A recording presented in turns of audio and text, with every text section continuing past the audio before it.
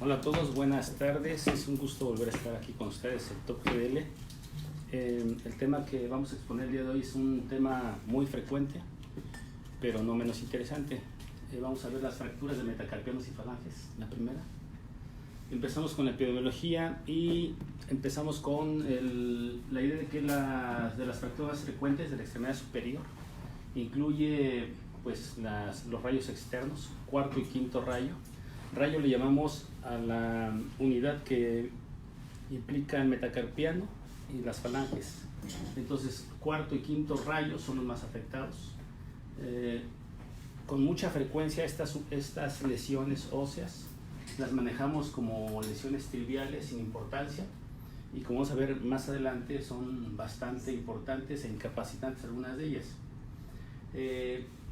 Su epidemiología incluye a los varones entre los 10 y los 40 años, los trabajadores manuales esencialmente, que tienen que depender básicamente de las manos, y el 20% afectan a los trabajadores manuales. Este es un concepto muy importante, es la base de mi charla. Esta idea es de Swanson y nos dice que las fracturas en las manos se complican básicamente por tres aspectos del tratamiento ortopédico. Las deformidades por falta de tratamiento, como ocurre cuando diagnosticamos una fractura y decidimos dejarla sin tratamiento o con tratamiento incompleto. Por rigidez, por tratamiento excesivo, esto es cuando tenemos una fractura en la mano y decidimos ponerle una férula, un yeso, por X número de semanas, y ahorita vamos a ver cuál es el resultado de una inmovilización excesiva en la mano.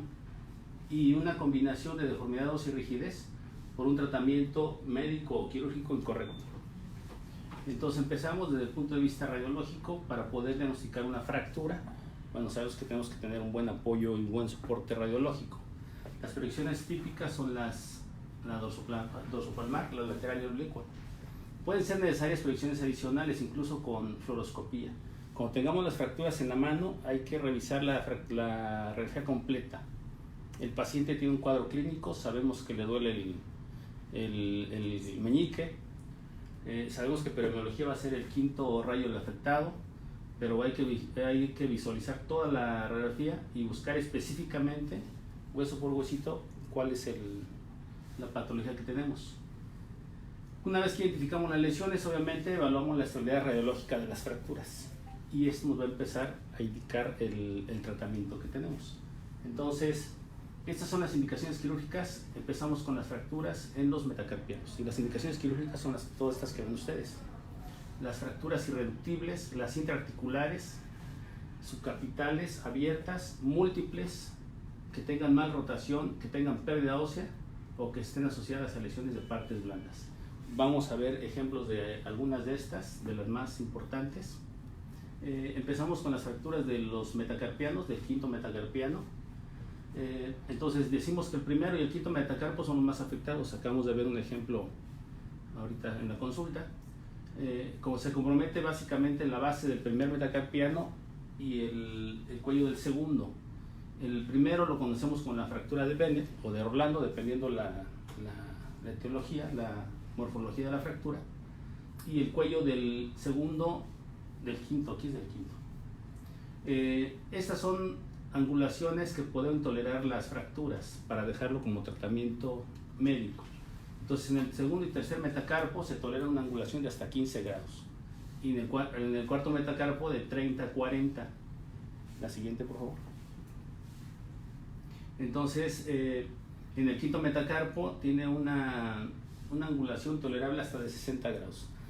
60 grados se oye mucho, 60 grados es demasiado. Esta es literatura desde el punto de vista excesivo. Vamos a ver el resultado de un tratamiento médico con una angulación de este tipo. Entonces hay muchos tipos de manejo médico y quirúrgico para ese tipo de fracturas, casi todos ellos muy sencillos. Depende de nuestra experiencia, de nuestro arsenal terapéutico, de los implantes con los que contamos, en nuestra experiencia, en el tipo de estas lesiones, y empezamos con algo sencillo.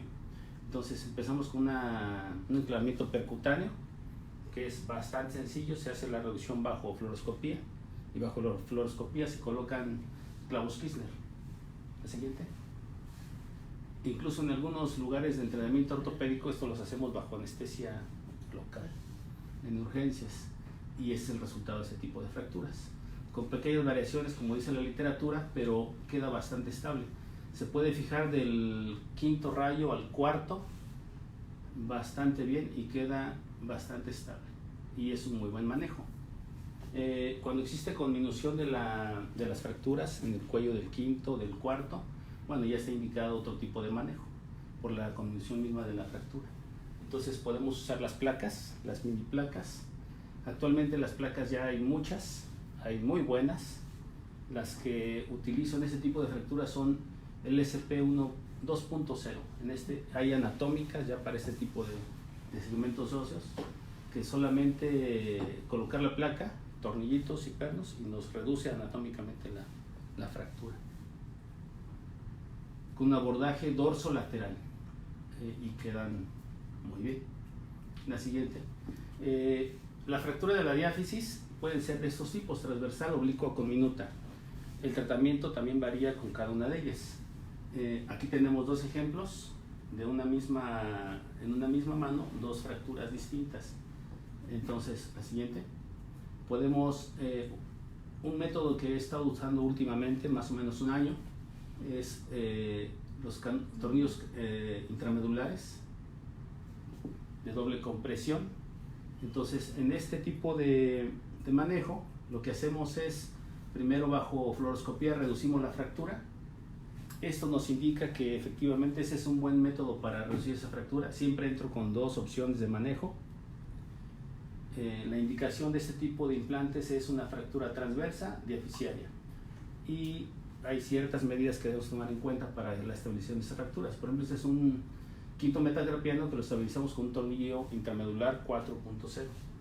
De la longitud de la más grande es 32 y nos queda así, bastante estable, bien reducida.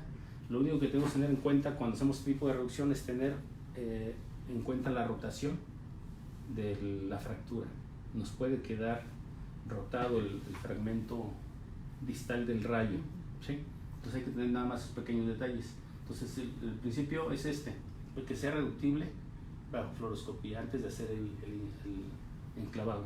La siguiente. Otro tipo de fracturas, les comentaba, segundo y tercer rayo es cualquier angulación, la indicación quirúrgica, el cuarto hasta 20 grados y el quinto 30 grados. Eso es en las fracturas diaficiarias. Les comentaba que si dejamos un dedo, un metacarpo sin tratamiento quirúrgico, pues es funcional, pero estéticamente tiene otro tipo de resultado, y a la larga tiene implicaciones en el mecanismo extensor y flexor de esos dedos. Aquí lo podemos ver, una deformidad en botonero, una deformidad compensatoria en cuello de cisne de ese dedo, porque tiene una angulación. Igual ocurre con las fracturas del cuello del quinto metacarpiano. El siguiente. Las complicaciones de todos los manejos quirúrgicos o médicos pues son todos estos: pseudoartrosis, acortamientos, tiomelitis, deformidad dorsal y malrotación. Entonces hay que tratar de pensar en esto siempre que tengamos nuestro paciente, y tratar de evitarlos, siempre con el primer plan quirúrgico. Este es una paciente que le dieron manejo quirúrgico, se ve muy bien ahí. Es como lo hacemos habitualmente: tenemos la fractura, la reducimos, le ponemos su placa, sus tornillos, y aparentemente está bien porque la operamos en esta posición. La vemos en la consulta y resulta que está ya así.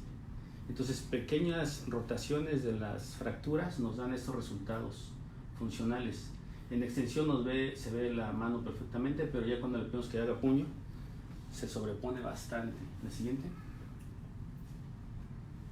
Este es el resultado. Es imposible el puño para este paciente. Obviamente es una complicación que tenemos que resolver. La siguiente. Es irreductible esa fractura. Ahora.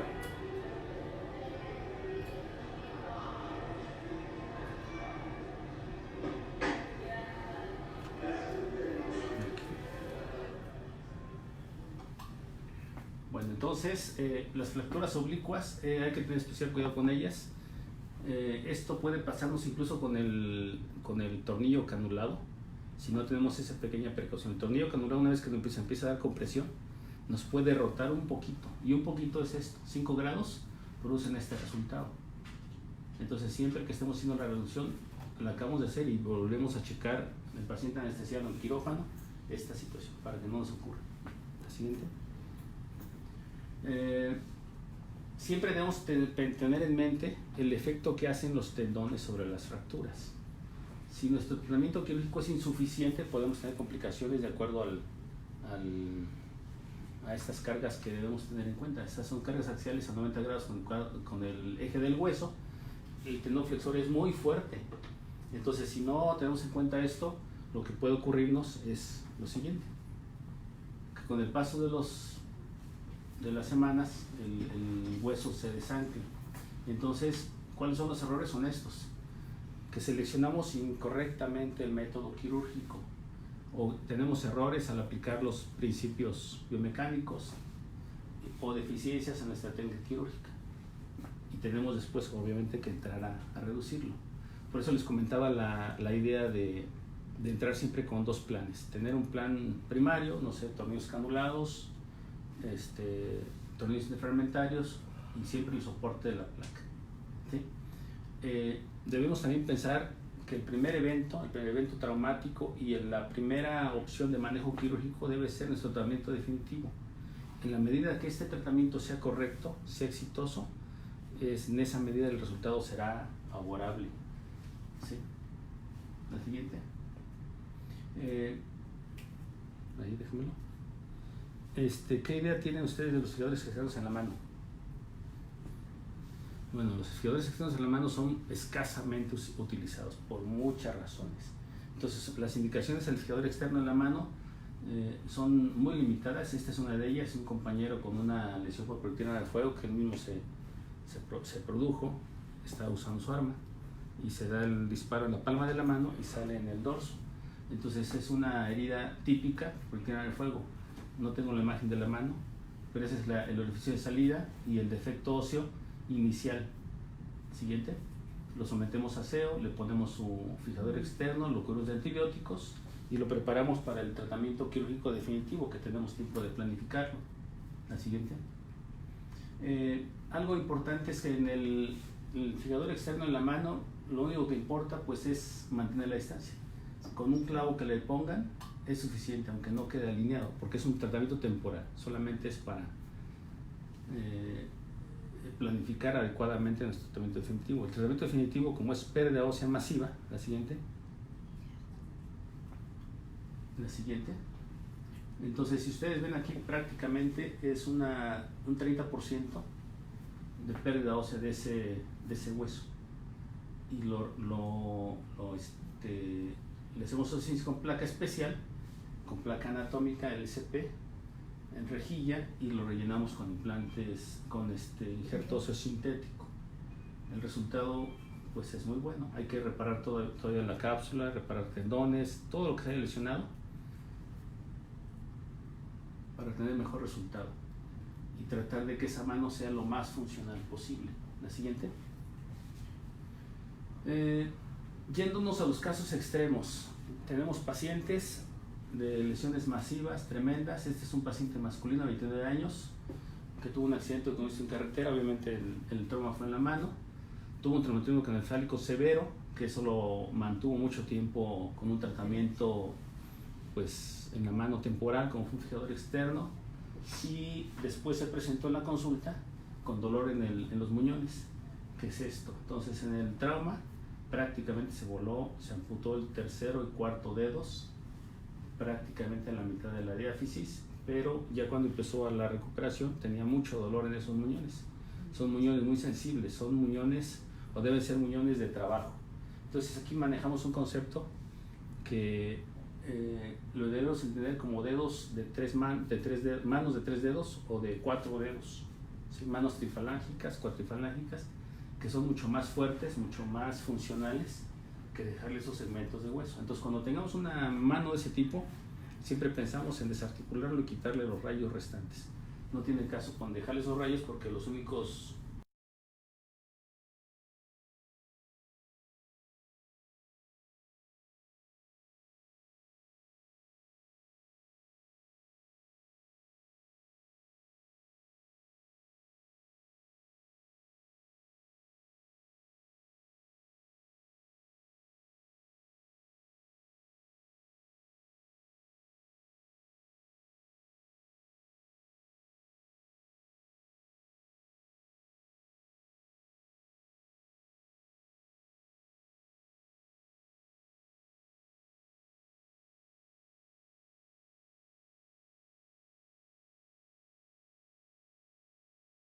dieron 2 balazos, uno en el brazo y otro en la mano.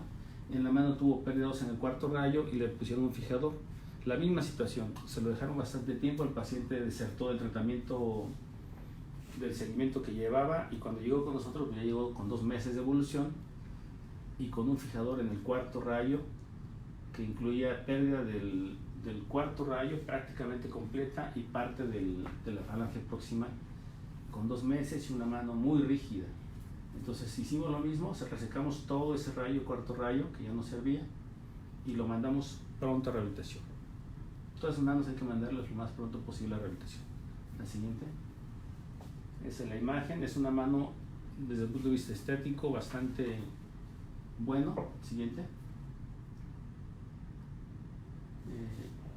Son, casi nadie las ve, casi nadie las nota cuando las hacemos de manera correcta. La siguiente.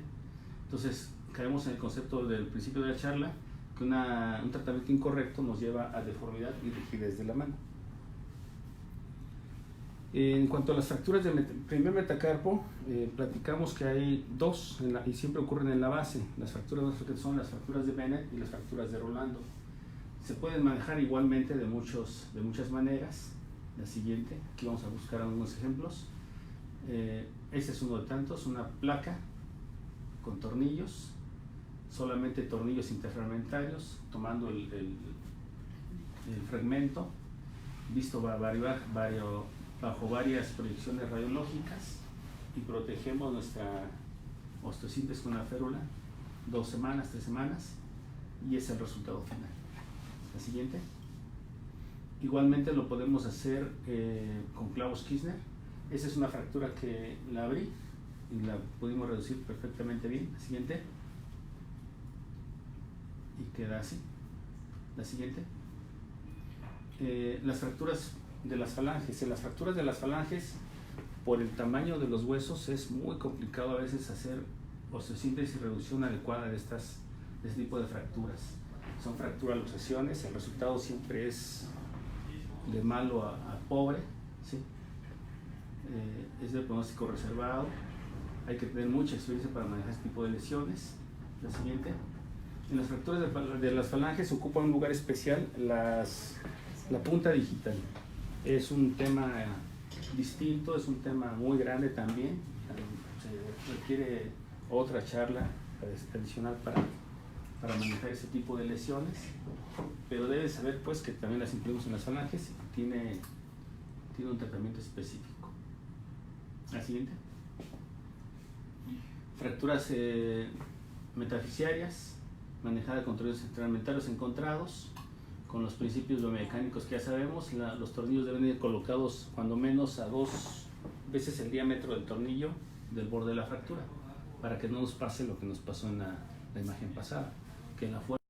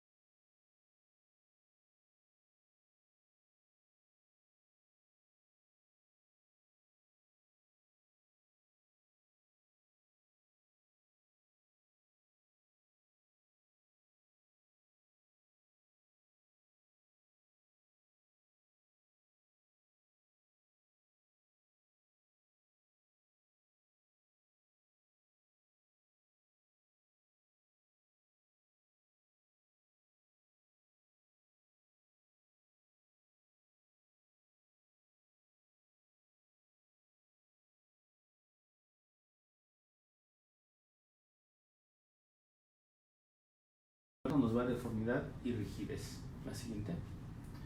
¿Qué le hicimos o qué le podemos hacer? Le podemos hacer esto.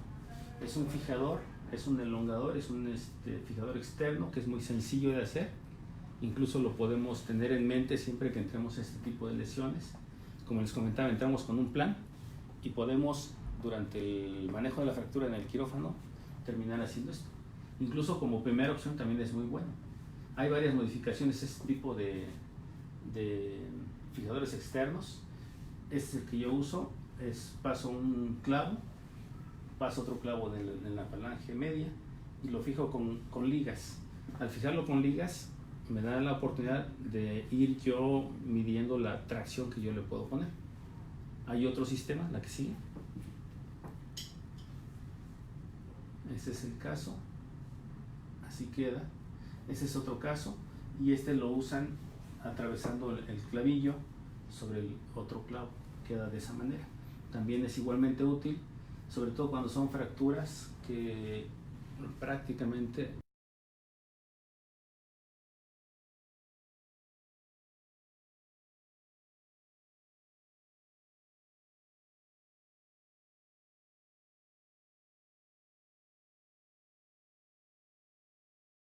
entonces esta es una muy buena opción, siempre tenerla en mente cuando se presenten este tipo de lesiones. Este es un compañero que tuvo la mala fortuna de atravesarle el seguro de la cajuela en su dedo, se olvidó quitar la mano, obviamente quedó atrapado ahí el dedo y destruyó la articulación. No había mucho que hacer, terminamos haciéndole artrodesis. Esta fractura expuesta fue tremenda. Listo, la que sigue. Y terminamos haciéndole la artrodesis. Igual entramos con el plan de hacer la osteosíntesis, pero una vez que hago la fractura, nos damos cuenta que es prácticamente imposible. La siguiente. Y ese es el resultado final. Ese es el momento en el cual van pensando qué preguntas podemos tener, incluso en los que nos siguen en redes sociales, de lo que acabamos de ver.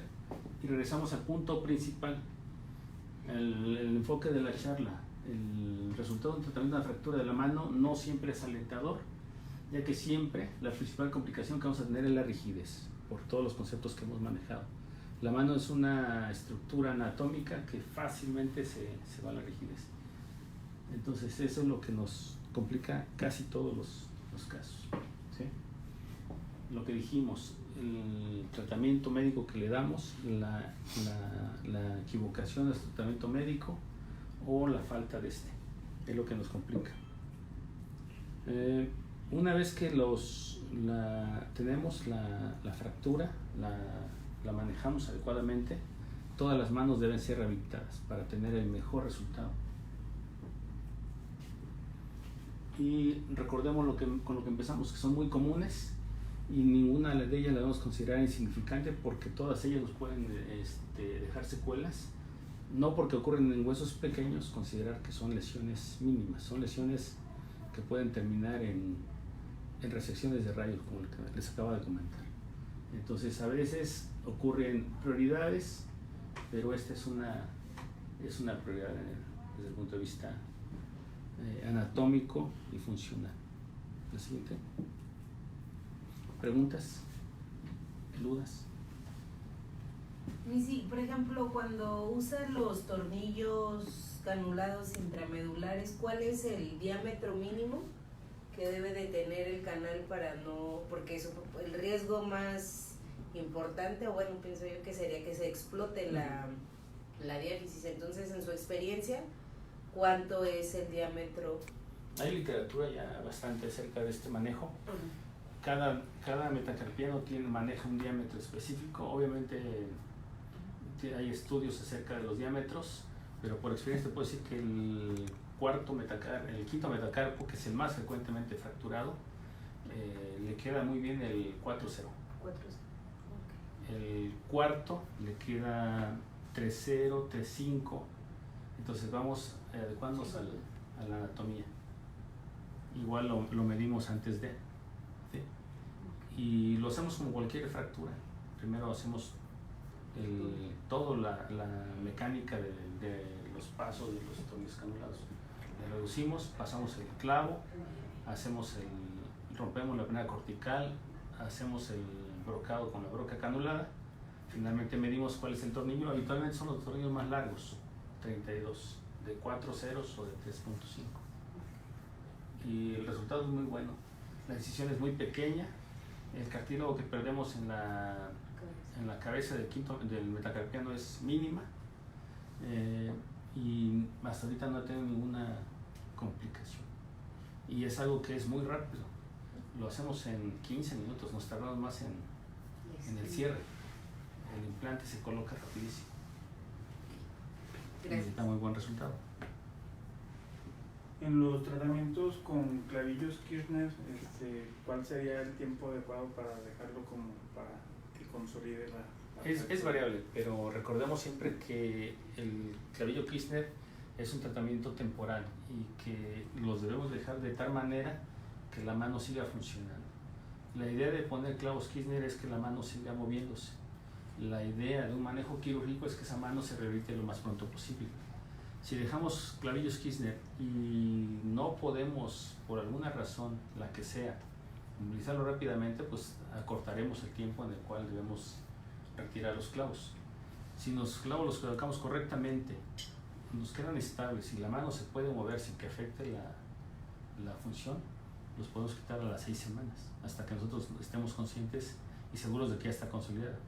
Si no estamos seguros, los podemos quitar incluso antes de empezar la rehabilitación. Pero sabremos pues que nos sometemos a los riesgos de las complicaciones que hemos platicado. Entonces la idea cuando hagamos el tratamiento quirúrgico es entrar con varias opciones y una vez que decidimos o tomamos un implante en específico, dejarlo lo más estable posible, incluso con los clavillos Kirchner. Acá pregunta la señorita Hortensia Salazar, tipo de inmovilización para evitar artrosis en fracturas interfalángicas. Artrosis, el tipo de inmovilización. Más que el tipo de inmovilización es el manejo quirúrgico o el tipo de fractura. Si hay una fractura articular, prácticamente es cuestión solamente de tiempo para que se presente la artrosis. La idea cuando hay fracturas articulares es la reducción anatómica lo más cercana posible a la normalidad, con cualquier implante que se decida reducirla. Pero la inmovilidad la artrosis no depende básicamente de la inmovilidad o de la férula o del implante. Es por el tipo de lesión ósea que tiene, de lesión articular. Okay. ¿Algo más?